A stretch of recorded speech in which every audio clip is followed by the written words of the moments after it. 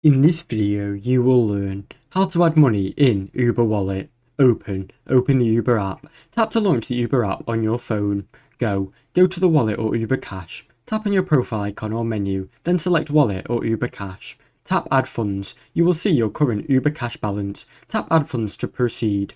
Choose one time or auto refill. Select a one-time pop-up or auto refill if you want funds to be added automatically when your balance drops to a certain number. Pick a payment method. Choose a payment method such as debit card, credit card, PayPal, Venmo or digital wallet depending on your region. Confirm and top up. Confirm your amount on payment method, then click confirm to add to the fund. Your Uber Cash balance will instantly update. Use Uber Cash as payment. Uber Cash will be used by default during the checkout for rides, Uber Eats and other Uber services. You can select a different payment method if you want to. Now you know. Now you know how to add money in your Uber wallet. Thanks for watching. Don't forget to like and subscribe.